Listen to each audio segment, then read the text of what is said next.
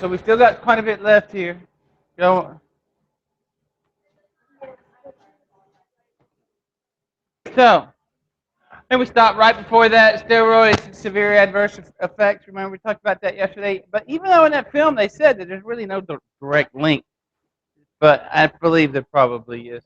Um, the gain, is it worth the cost? I mean, remember that one guy, Mr. Universe, blah, blah, this, that, and the other. He had 2 grapefruit-sized tumors, grapefruit-sized tumors, grapefruit on his liver.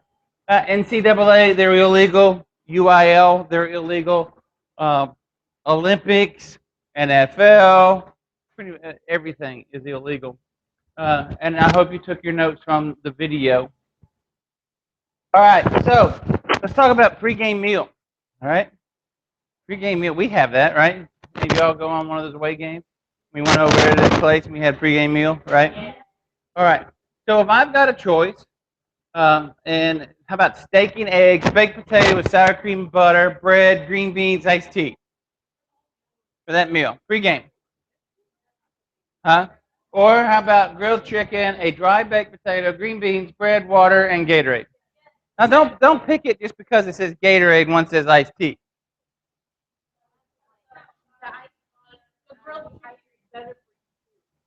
Well, we got to figure out what the purpose of a pregame meal is, though. It's filler. No, carbs aren't going to be absorbed by them. Huh? Yeah. So eggs, eggs are all right, as long as they're like scrambled eggs. That's okay. I can do that. What about steak?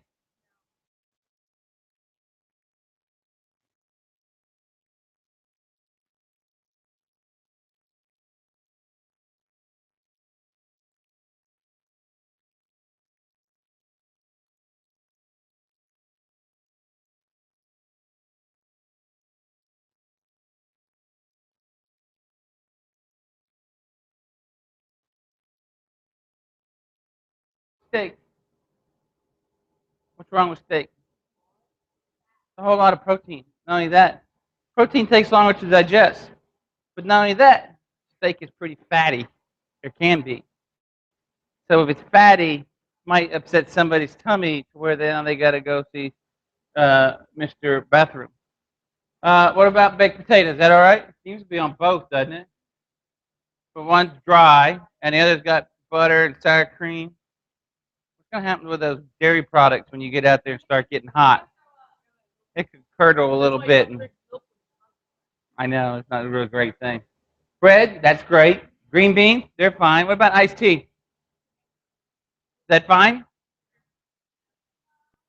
What does iced tea have in it? No, caffeine. What does caffeine have?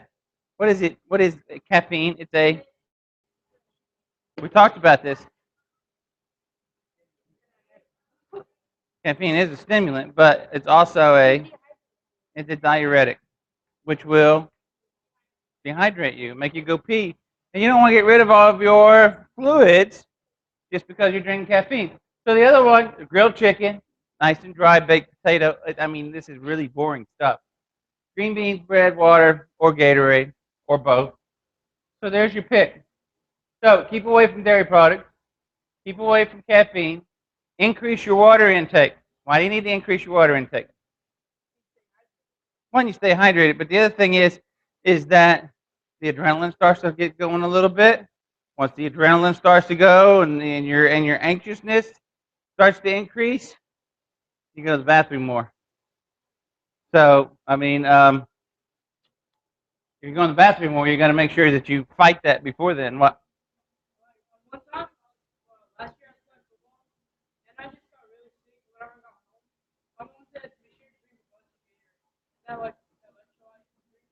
Um, that is, it does have electrolytes. Electrolytes we'll get into a little bit, but um, Gatorade is, your electrolytes are what? Your what? No, no. Yeah, it's got to be in your blood, in your plasma. When you have a contraction of the muscle, all right, you have, what is it? Is it sodium? One comes in, sodium comes in, makes a contraction, and then the potassium comes in and breaks the contraction. So it's electrolytes are in your food, they're in your drink, etc. Pedialyte, which is a kid's, if you, yeah, I mean, but you've got to be careful that you don't get an imbalance of your electrolytes because then you can get short-circuited. So you have to worry about that. So carbohydrate-rich foods, which is your pastas and your starches and so forth, and then think about the day before. All right, we have football, and you've been here long enough to go through a whole season. What do we do on Thursday for football? We do walkthroughs. They get done with walkthroughs, and then what? Give them protein shake, recovery shake, right? Why do we do it on Thursday? Let your body build up, let your body absorb what they're able to drink. Right. But if we do it on Wednesday, yeah, it'll something, but it's not going to work as good because Thursday you still got to work out. We probably do it on Wednesday after workout, but Thursday, pretty good time. All right. Back in the day, I say not back in the day like it was so long ago, but you know what they used to give to athletes when they got done with the ball game? Coke. Texas, Dr. Pepper, RC Cola. All right. Now, I went to my coach and I told him one time, I said, why are we getting this? He goes, what do you mean? I said, instead of paying the money for this, why don't we pay just a little bit more and go get, we couldn't have a Gatorade, we had All Sport. And why don't we get the All Sport and give that to them? They go, why? I said, theoretically, this athlete is supposed to be at its lowest hydration level after playing a football game. The whole week, that should be his lowest hydration level. Should have given you the most effort, should have played his hardest. He's got adrenaline going through him, and etc. So why are we going to take him and then give him caffeine and drop his hydration level even more? So as soon as that game's done, our next job should be hydrate, hydrate, hydrate, Saturday and Sunday, and have him ready for practice on Monday so he has a good practice. Scratches his head like that. And he goes, okay. And so he ordered it. So it's important as far as what you got to think about even the day before. You got to think about it, right after the game. All of it plays a toll as far as what you're putting in. So the day before, carb up. Get your carbs in. Because because what's going to happen during a football game? Okay, so there's J.J. Watt. He eats his pregame meal. That pregame meal completely dissolved or absorbed? Because we talked about, can you do everything you want to do? Do you have enough blood to digest your food and be able to go play? No, so the food sits there. It just sits there, dormant. Why when they throw up or whatever during a ball game, you see some chunks go with it. All right? Because it's just sitting there. All right?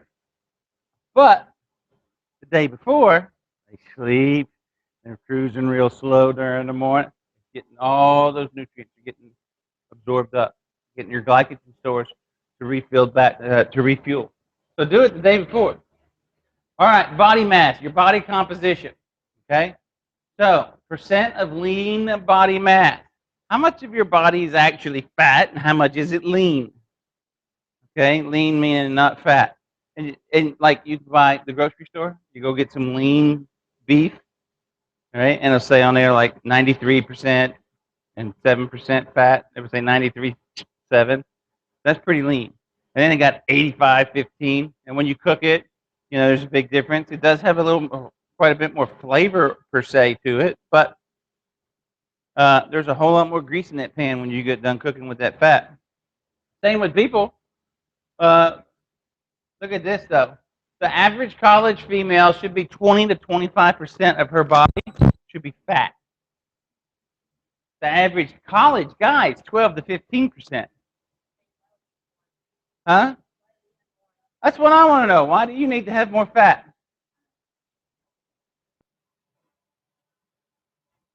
Common sense would say what? What's the difference? What? Yes, common sense says we don't have babies, you have babies. So you need to have more fat because fat is energy. Okay? Fat feeds both of them. You got to feed the mama and the baby. All right? So that's it. And then if you're below 3% for a guy or 12% in a female, you're pretty much in trouble. Because what's fat do for you? Huh? Warmth? What else? What? Huh? Energy. It holds your energy. What else does it do? This is stuff that's going to be on your test that you should have been so far been reviewing. Come on. The bubble wrap around the nice little protects your organs. Yes. Yeah. Not only that, works as padding, insulation. So if you're down and you're starting to lose fat, all of these things are not going to be able to happen as well.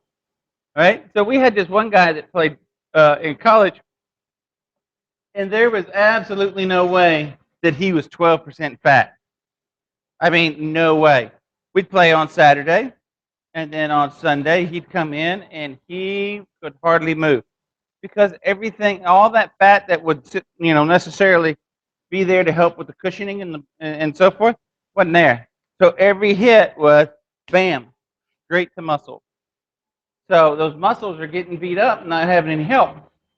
Obesity applies when you have an excessive amount of fat. All right. Obesity has been declared as a major risk factor for heart attack, adding it to the list that includes smoking, high blood pressure, high cholesterol, and sedentary lifestyle. What's a sedentary lifestyle? Huh? Trashy? No.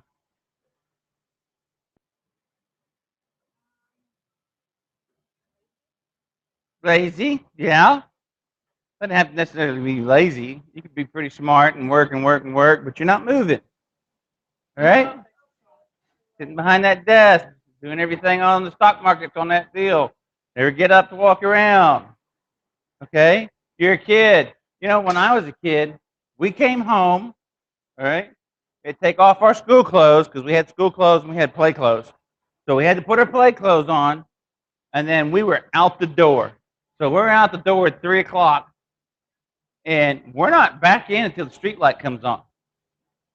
Smell like boys. Oh, yeah, all the time. Playing football, baseball, hockey, you name it. We're outside being active. Y'all don't do that anymore. For the most part, go home. You go home, you play video games. And then what else do you have to have when you're playing your video game? You got to have a snack. I hate that word, snack. You don't need a snack. Get outside and go run. All right? Wait till you're old and decrepit like me before you want to go sit down. Okay? Get outside. Sedentary lifestyle where you're not moving. But look at the other deals. High blood pressure, high cholesterol. All right? Not necessarily the smoking part, but that one leads to the other two. High cholesterol, all right? High blood pressure led by the high cholesterol, all right? And it all adds up. We quit moving is what we've done in the last 25 years, is quit moving. And so the body composition is to where kids today, adults today, fatter than they've ever been in the U.S.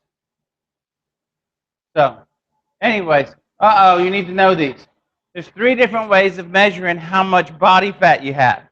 One is hydrostatic weighing. Hydro meaning what? What's hydro? Water. So hydrostatic weighing is you weigh yourself underwater. Hey, I'm glad you asked.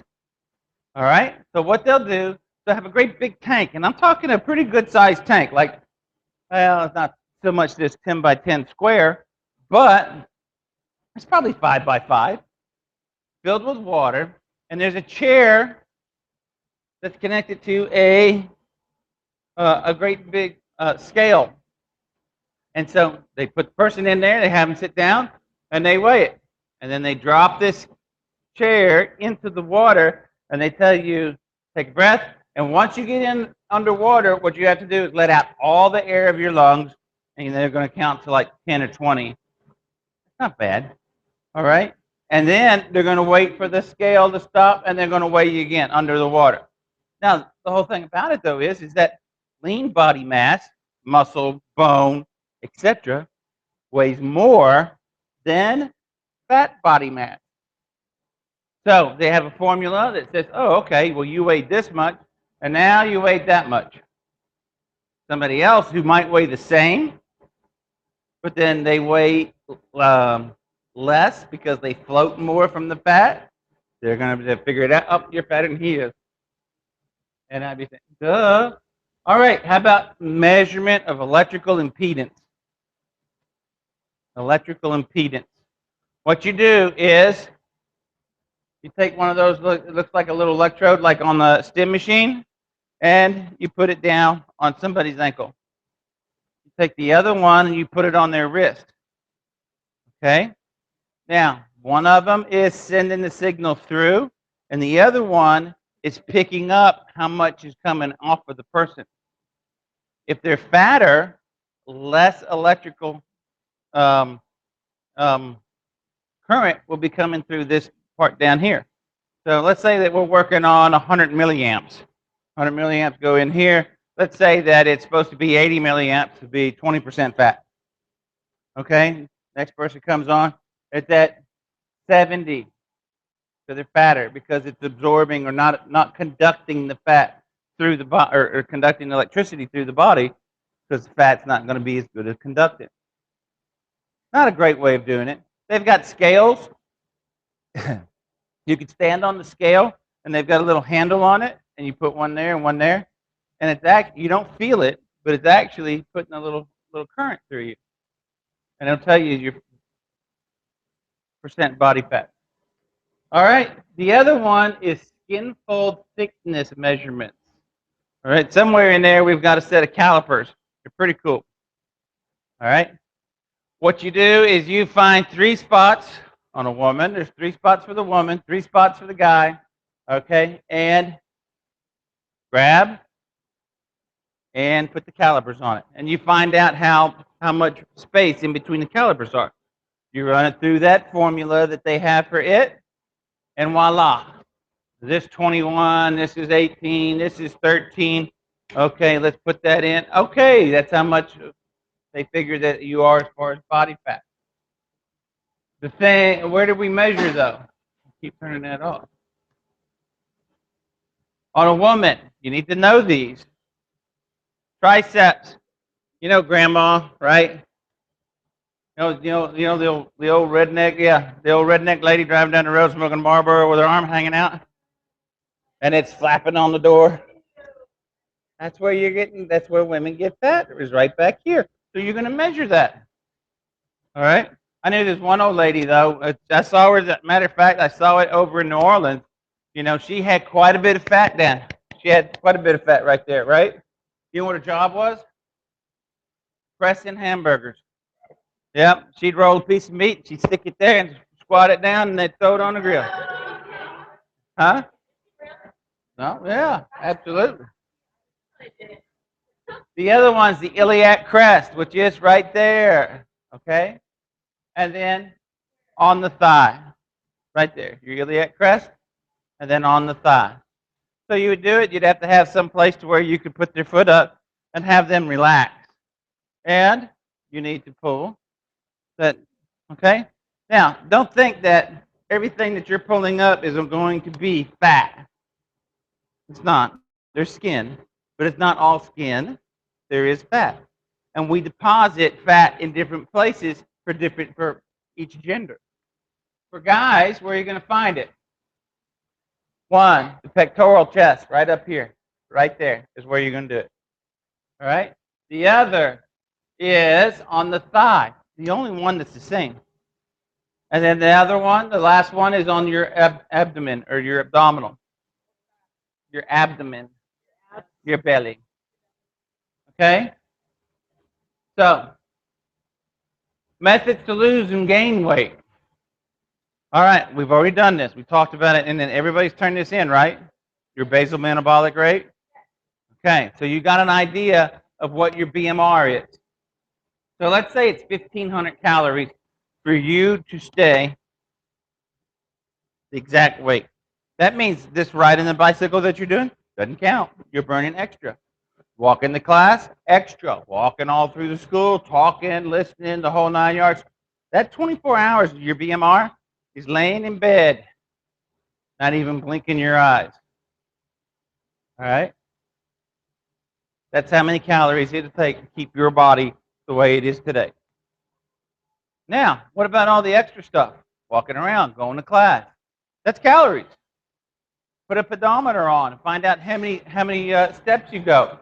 Put one of those little Fitbit things. Find out how many miles you actually walk. Right? During a football game, I bet I walk probably about 1.5 miles. You know, football coach, or anywhere from 2 to 5 miles, depending upon how hyper they are.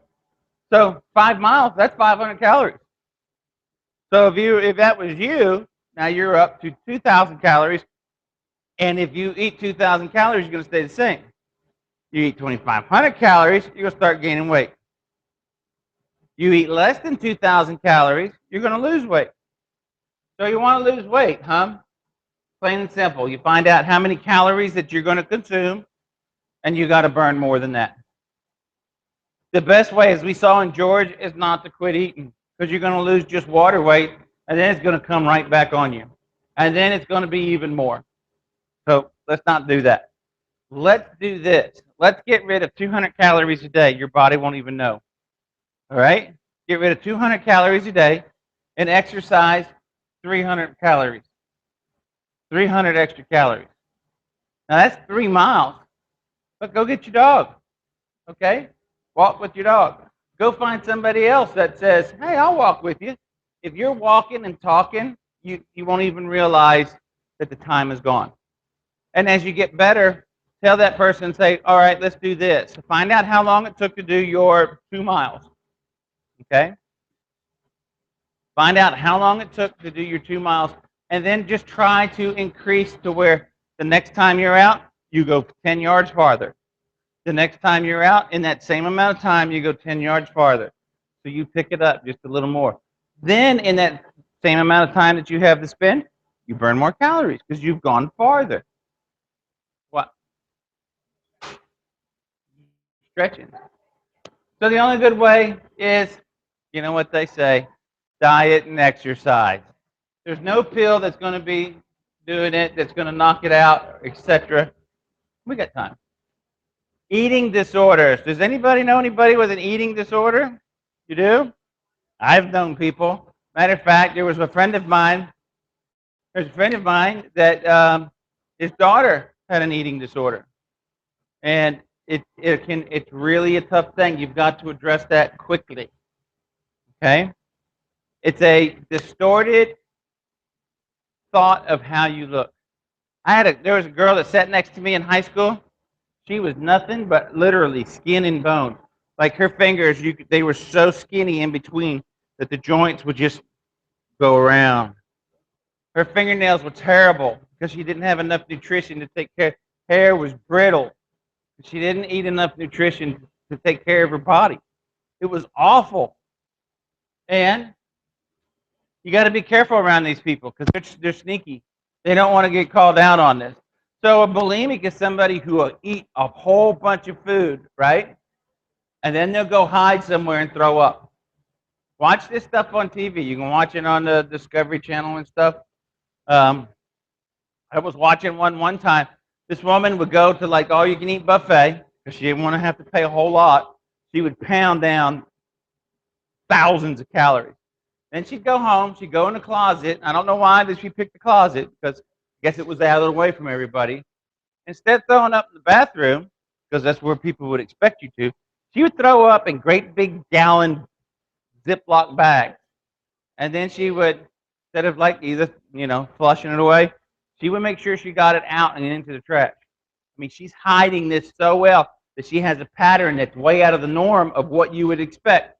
You throw up, you get sick, you throw up in the toilet. You know, there's always some puke in it, never, you know, that you got to clean up afterwards, right? And it stinks in there after you get done. So if you put it in a plastic bag and you make sure you hide it, they do that. So here's the whole thing is that they'll take laxatives. You know what laxatives are, right? Yeah, make it just soften your stool. Yeah, because if the food goes out quicker than it can be absorbed, well, great. Well, they end up dehydrated. They end up with bad liver. What about their teeth? Their teeth look awful. Why? Yeah, the acid from your stomach is very, very corrosive. And so there it goes. It's tearing up your throat, tearing up your teeth, disrupt your heart rhythm. So, but like I say, they are very sneaky about it. Now, this one here is an anorexic. All right, so they got a distorted body image. They think that if they pull anything off of their body, they would go, "Oh my God, I am fat." No, I don't think so. It's not fat. That's called skin, and we can use your rib as a xylophone if we need it to. Okay, but they think that that's fat, and so they end up doing stuff like going crazy with exercise. I think I'm going to join the cross country team, and I'm going to run forever. And I think I'm going to find the next sport that has a whole lot of running in it. And I'm not going to eat breakfast, and I'm not going to eat lunch. And I'm just, they end up, literally, they could very well end up killing themselves. They deny their hunger. How they what? They just deny it. They deny their hunger. They are probably some of the most disciplined people around. Now, if they took that discipline and they put it to something that was useful, holy smokes, they could do anything. Anything. But they don't. They got this distorted image of what they look like. Well, what they'll do is they'll do stuff like this. We were supposed to go out and eat, right? So they'll get there. So they'll be there. I just ate. I just ate. And maybe they'll pick just a little bit of food. And it's always food like lettuce and stuff that has 0 calories and so forth. But they'll let you know that they just ate. But you start looking at these people, you say, "You just ate? But I haven't seen you eat." So you got to really start watching that. Are they putting the food in their mouth and keeping it in and not puke it? All right? It is a big, big, big problem with getting from teenage to out of college, especially with young ladies. Because holy smokes, they go and you look in the daggum internet and then on the TV and oh, you got to be 6 foot and you got to be only 113 pounds and you've got to. It's tough, you know, because they're trying. Those people that they tell you that you can't have any figure. Get over that. All right, find a guy that likes you who you are and don't ever try and change how you are for them. Got it? So they're very highly secretive. If you know somebody, you've got to convince them that they need to get help. If they don't get help, they will die. That stuff will kill you. All right, holy smokes, that was a great slide right there. Begin to study. So tomorrow what we'll do is we'll do review.